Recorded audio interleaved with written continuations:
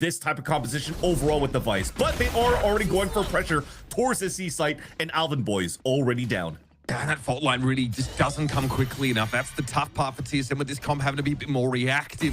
Cubert hit the ground running, already onto this C site, forcing TSM into the very unenviable sort of retake scenario. And having your garage position overwhelmed like that is a bit of concerning conditioning for later on, as Cubert have clearly demonstrated no respect early. At least they have 2 flashes available for 7 for the retake, and looks like they're going to wait after this orb before they can flood back in. That relay bolt now, of course, those shots are coming through to try and buy a bit more space in the back of the site. Timontina already gone down, but this is a nice little backstab coming through garage. Already, Cubert though up and on this site. They stave off TSM comfortably. Camera flashed and removed already into garage. A lot of control here with the Cypher playing a bit to see along now. All that util's off the map. Here comes Cubert so easily breaking through on was this C side of the map with that walk up garage. It feels like Alvin feels very spread thin on this part of the map. Hoping to draw a couple of rotators across. They're going to need to get into B pretty quickly, but they don't have that garage control. Gimon almost able to capitalize, but isn't able to connect. And Seven will just bully his way out of the site. What a paranoia catch there. Gimon sets that up beautifully. Cubert running low on time. Didn't get what they were looking for early in the round. Looked to force the issue and run headlong into some of that util that you mentioned was maintained from the early round. Actually wants to go pretty deep here, and Knights does TP across. That was what that recon was set up for. Tries to get out, but Gimon's going to catch him there over towards Sewer. This is going to break down into a mess. On the run, Satellite is able to fail 7. And as this dark cover clears, Vora has to do more, and he does. What a transfer. Leaving Nismo. There's no way he's going to check this, surely. Alvin does not see a barrel as far as we can tell. Nismo now has to, whip around. There's too many possibilities of Nismo over towards the suicide.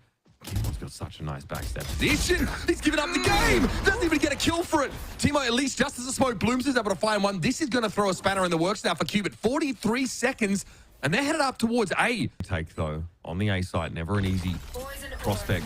Satellite waiting for the short. He sees it up. Alvin Boy is down. 7 is not quick enough on the trigger finger to respond. That's a Viper's Pit earned and deployed instantly, and I think that's going to be a save. The fast lane and get in with this ultimate. Under Heaven, no good. Vora's able to deal with him now. Timo under serious pressure. And it's a smoke up Heaven side. Gimon forced to drop out of it and take a fight. This time, though, sticks the landing for 2. And crashing into the Odin is 7. Satellite, though, is left free here. He knows he's got limited time. Not only get the plant down, but to have this 1 versus 1, he needs to dig 7 out on the site. Gets him and will plant in the nick of time. Oh, and he even gets the perfect read on the plant. At least the guessing towards that spawn. He's going to be able to get that plant down safely. Alvin Boy on the alert from sewers. And it seems as though Satellite has the perfect read. He holds the tightest angle possible to watch that flank. Is he going to get fortunate, though, with the angle that Alvin takes? He has the first shot. Knight's comfortable enough here, but here comes that Hunter's Fury from Vora. Oh, no. Okay, Caillou. All right, man. Happens to the best of us. Even with the team damage reduction of that Hunter's Fury.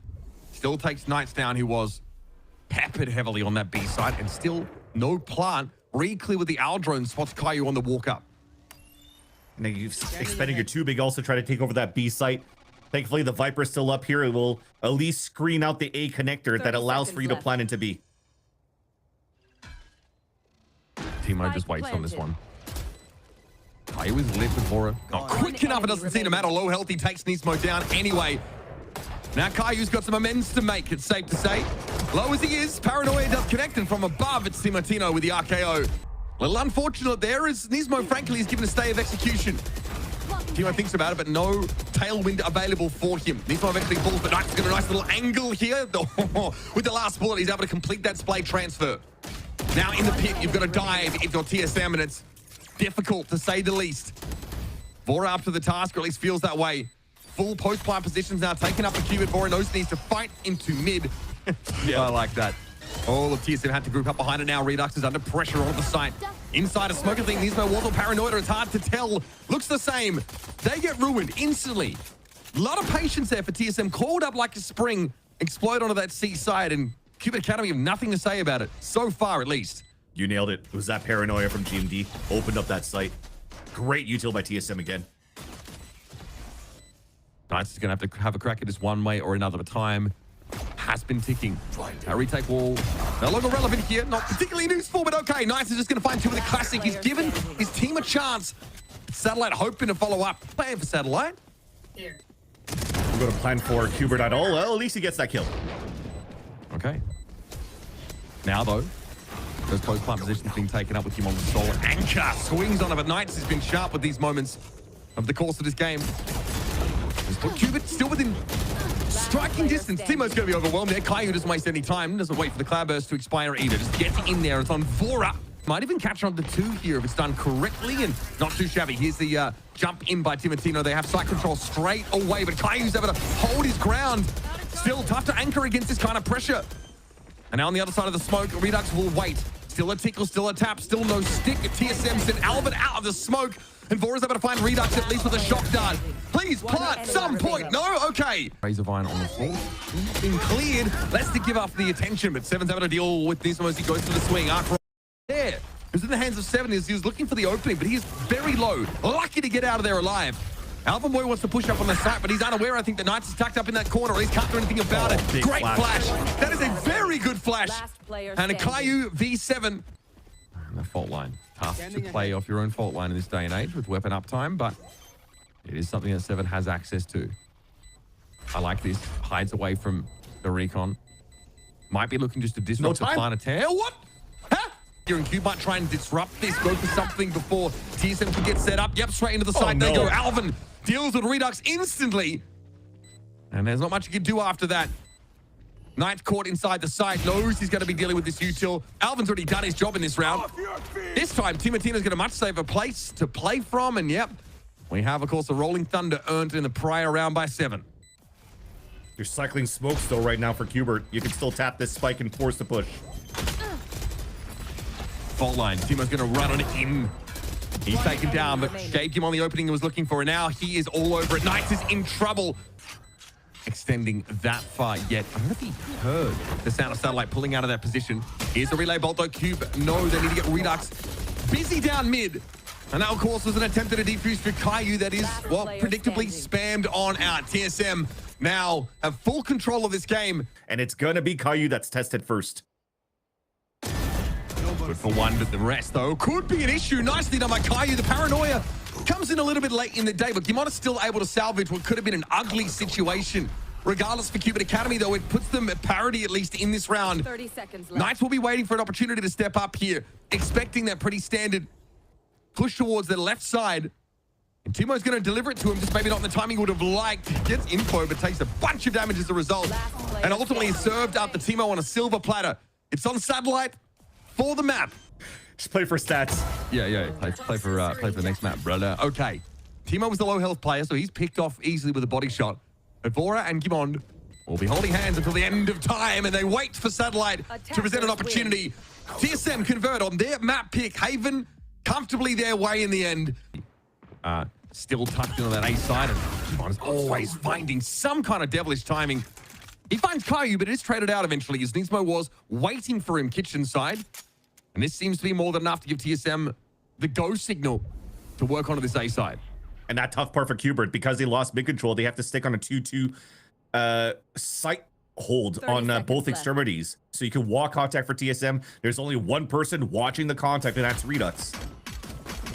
Right, is the play. It's going to be Knights waiting for Vora to step on up. Alvin finally springs into action this round, and Timo tests the corner. Should be a double swing, and they even keep Timo alive even better.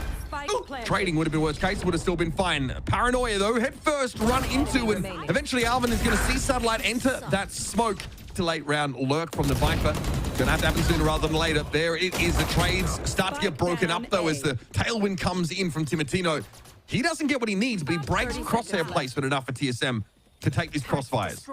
They have to close it on GMD. The alarm bot already shows that he's present towards kitchen, but they decide to give that up. GMD now has a window to work with in the post plant. Oh wait, he's strolling. Okay, he is really going the long way around. This does leave Vora alone. Scanning ahead. Yeah, he needs more info. Okay, able to force Knights off the planet at least, even if it's not finding any damage. The high-low setup is good, and where's Gimon? Where's the boy? He's, well, too late. He is too less of a sure thing to try and take this B side. Nismo finds timing and is punished. Team is able to see him straight away. Wow, okay. Well, he's cracked this one, hasn't he?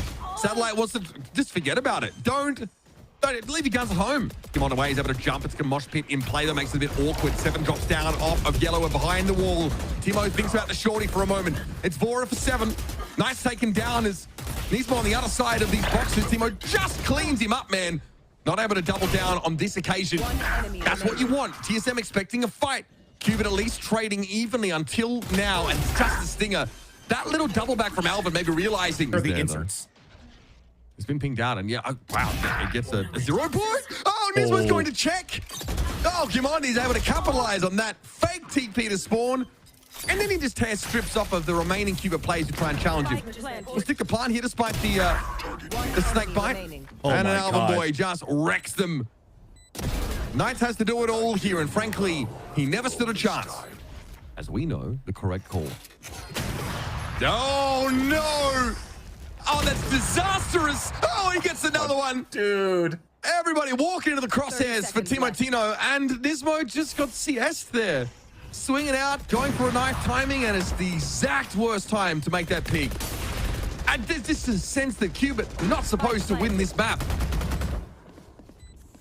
And that was off 2 smoke cycles on the defense that prevents the players from moving out. And Timotino continues to open up with the op. What are you gonna do with this lockdown now? You just counter ulti. Play forward, I like this. A little bit of sass. And still, Timo's done it up to 15 now. Caillou could not get away. 7 will just take this challenge, brimming with confidence, with every reason to be.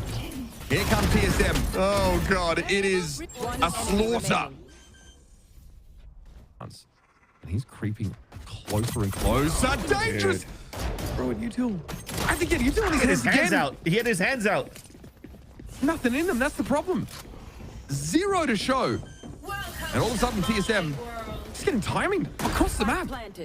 The timing on Redux also gives that timing onto Caillou. He was not set up. And now Nismo was trying to go for a solo play to flood out because his teammates are still rotating across, and Knights only has a judge at 10 HP. So he was already hit in the chest earlier on here by an outlaw from Timotino, and I think it came down to that, not necessarily on the pressure that they had towards that B site. It was just the timing that they missed here for Cubert against TSM that last round. Dude, he's just continuing to farm, man. Oh, he's spotted. Oh, God, and they know everything now. They know exactly what's happening. They're going to go for it. They're going to take the fight. Hey, what are you doing? You have an outlaw in your hands. Timo just runs into Nismo. Tries to get ahead, apparently, the null command. Now, that wasn't possible, but still, they just win that fight. Complete and utter disrespect. We are JDM inclined right now. 7 will get that plant down. And it is on satellite to try and salvage what has been a disastrous half for Cubert Academy. Do people still remember the GDM lean? I mean, it's been what, 4 years now. Oh, I feel like a lot of the new viewers has started watching Valorant since EG won 2023 champs in LA. So yeah, probably 80% of the people watching this stream probably doesn't know about GDM. That said, though, I have to say, sorry, Mitch, looking at the composition for Cubert for this half. That is obviously just decay from the poison orb they all ran through, so never mind. Have a nice day. Still be positioned up towards Crow's Nest, though. TSM trying to make their way out. Alvin has made some level of inroads, but it's a weird angle to try and check. Kimon drops down, though, deals with Redux. At long range, Timotino was knocked Nismo very low, and now he's on his ass. This is brutal. Knights so often finding himself in his solo scenarios. He was the loose end at B in that first half. Has to go nuts. Down to 50. Tap of the spike here and there. Timothy and Alvin Boy will swing together, and Knights was still able to find a window. This is big. Down to 50. But of course, the Grim Reaper himself puts him out of his misery. Yeah.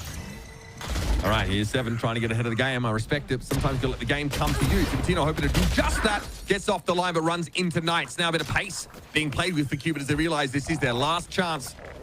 So Wingman will complete the spike plant. TSM leaning on 3. Stinger, Bulldog, Phantom to work with. Oh, God. Thank him on. He's having one. Pushed up. Alvin Boy with the better weapon here. Timing for Vora. Oh, it's beautiful. And Caillou goes down to the Stinger at long range. Well, it's a map that ends in much the way that it began. Utter domination. And Cubert Academy with a nightmarish performance. Defenders win. We knocked right on down.